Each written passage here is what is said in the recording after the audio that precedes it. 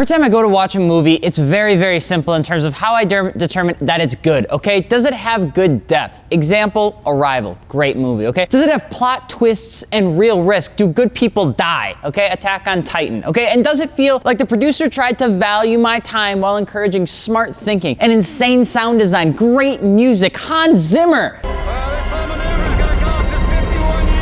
Interstellar. When you take all that away, you're pretty much left with the exact opposite type of movie, it seems like, which is street racing movies. Now, outside of Ford versus Ferrari, which is more of just like a historical movie, I'm not really sure what exactly the industry has been doing with making movies for people like you and people like me, all right? I'm Alex at@FI on Instagram, and today we're gonna be talking about why even one of our favorite original guy is now driving cars in space. I'm gonna be really honest, when I watched the movie and I saw the car in space, that's when I determined it's just not for me anymore. I love the actors, I love the people in the movie, but we can't do space racing, okay? Well, today, ladies and gentlemen, we're gonna be talking about just what exactly happened to street racing movies.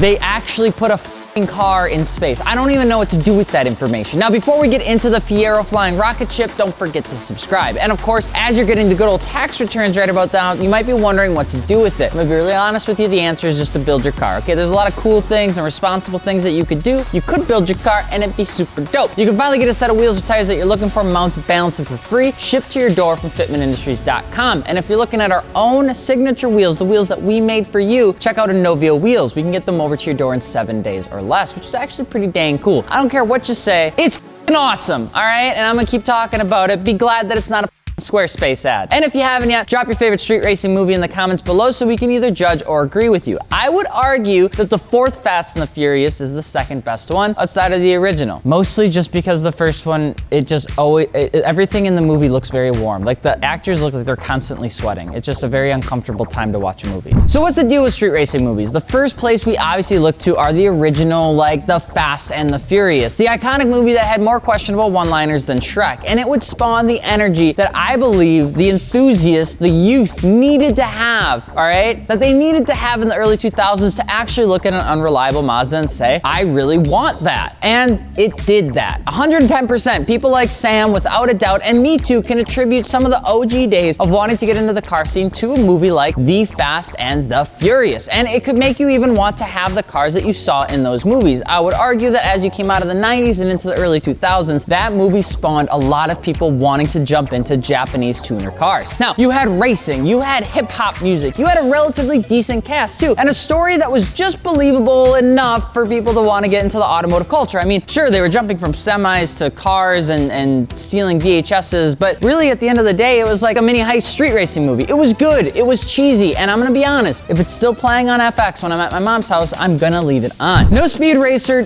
doesn't count in the story, okay? And Crazy Race from 2003 can just go like hide in a hole. There's some really bad racing movies out there and we're just not gonna talk about them. But you had other movies try to spill out past the iconic Fast and the Furious series, which was like, they had, Born to Race from 2011, a movie that I would say was decent, had some relatable cars, and I would say that the house race scene was fun. The Subaru getting the check engine light, kind of funny. And that movie had the foundation to deliver a movie that people could get behind if they owned a Subaru or if they were just jumping into the car scene. Again, it was kind of relatable. It was high school, it was Subarus and Chargers, it was, that sort of stuff. The biggest thing was a quarter-mile race at the end. After 2010 passed and directors were running out on how they could actually shoot a quarter-mile drag race scene that didn't look like everything else, something just inherently flipped, like specifically at the 2010 mark. But what exactly happened to racing movies, and specifically street racing movies? I mean, people were still around after 2010. There were still great movies out there like Need for Speed from 2014 or Turbo from Pixar, and I think that's about it. So where did the street racing movies go? Where did they die, and why don't you ever see them anymore? Because it's kind of sad that all the movies that we do get to watch that are related to street racing are kind of bad. They're not good. Like, there's even horse movies that are better than race car movies, okay? Credit is due to Fast 5 because I would say that movie was sick and it was made in 2011. And if you remember, there was actually there's like zero street racing in that film.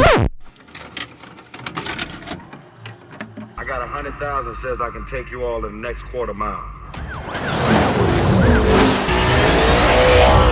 Yeah! Own you!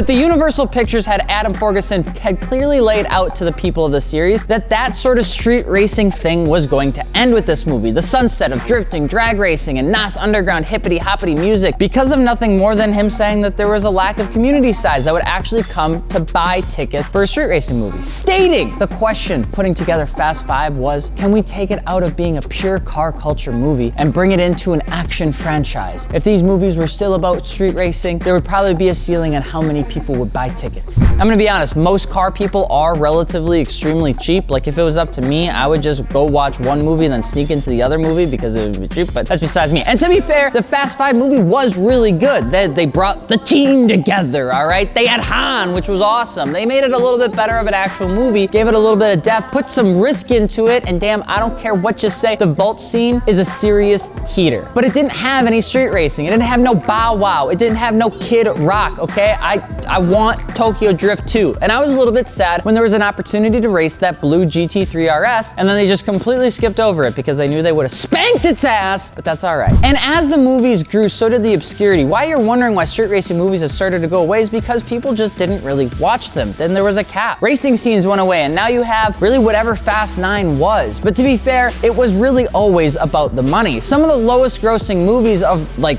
that franchise specifically were the favorites that we found, know, and love. The Fast and the Furious, Too Fast, Too Furious, and Fast and Furious Tokyo Drift were some of our favorites. That just so happened to be the lowest profitable films of the series versus the $1.5 billion Fast 7 movie, which might have a little bit to do with Paul Walker, but even with that, Fast 8 and Fast 9 and Fast 13 are all super high grossing films. Even the spin-off Hobbs and Shaw, which I'm not even sure why I watched it. I did watch it on airplane because it was free. So part one, the introductions of action in these racing movies were what ultimately kept them alive as long as they did. People started to add action scenes because that's what people like to watch. The cars were just a byproduct. People love explosions. They love action. They love obscurity. They apparently don't love race wars, okay? And the recipe of the origins of street racing movies that we know today needed to change the formula if a series was to survive. And that's what really happened with the Fast and the Furious series. Look past some of the more old school street racing movies, which aren't really street racing movies, if you generalize, but car movies like Bullet, Against All Odds, American Graffiti, and The Cannonball Run were awesome movies. If you want to go back in time to different movies and you want to sit down and really just appreciate what the old school automotive culture was like, at least from the media's perspective, go watch those movies. But they didn't scale with sequels and prequels. There was just one of them. They were great for solo shots, but world building and depth of storylines aren't really the MO for these type of movies. And nowadays, every movie that comes out on Paramount or every movie that goes to theaters needs to have a 3-movie split or some sort of runway to make multiple of them. And another reason that started to go away was due to the introduction of so many mediums that car enthusiasts could get their hands on for things like street racing and what that street racing meant. And what I mean by that is you had things like YouTube was exploding. Our boys over at 1320 Video were just getting started and people were loving the true raw content that they were making and the street racing that was going along with it. They were able to get everything they wanted in real life from YouTube. Netflix had started to really take hold, which I remember getting DVDs in the mail,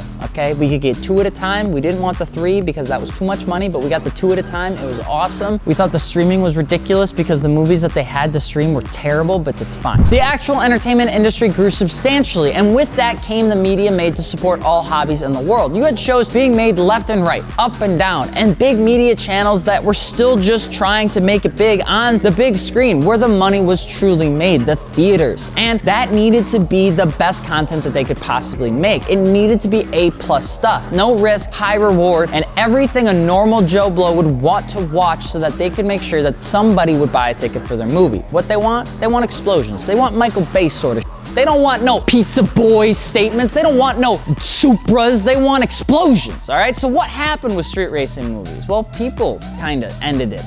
That's the simplest thing. Companies saw that there's only a few people with the want or desire to actually watch movies solely about street racing. And those that do would prefer if the acting was at least passable or enjoyable because there's other people that have tried to make street racing movies that aren't the Fast and the Furious, and if you watch them, they're really rough. It's like my first YouTube video. I mean, there are some kind of funky movies to watch. And as a result, the money that came from this sort of series kind of dwindled over time. And now we're sure movies like Fast 13 will still be racing Fieros in space, or Need for Speed movies that seem to pop up every 5 years or so that are enjoyable because they have Aaron Paul in it, and he's a pretty decent actor, even though the rest of them are absolutely terrible. But I don't think we'll see another grassroots street racing movie for a good long while that will ever make it to the big screen. That does leave the essence or question of maybe it's time to like do the same thing the original Fast and the Furious movie was, but with drifting or something else. But what do you guys think? Do you think the original Fast and the Furious is still a classic, or do you like seeing Dwayne "The Rock" Johnson dripping in baby oil fighting over like people with stormtrooper aim? I still do not understand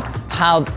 I'm not a good person to watch a movie with because I genuinely want like risk. Like I want people to get hurt and or your favorite character to die, okay? That's why I love Game of Thrones. It was just a great time, okay? Sam loves The Notebook. I love real risk. Let us know below if you're looking for aftermarket wheels, tires, or suspension. And be sure to check us out over at fitmentindustries.com. You're able to get wheels and tires mounted, balanced, and shipped, all free, lower 48 states. And of course, if you don't want to save like the whole pain of going to an actual tire shop, we just ship them to you mounted and balanced. So you don't really have anything to worry about. Plus, if you'd like to support us, we'd really recommend checking out Inovia Wheels. I know it's tax season time to start building your car. Please don't procrastinate. I'm Alex from Fitment Industries. We will see you later. Peace.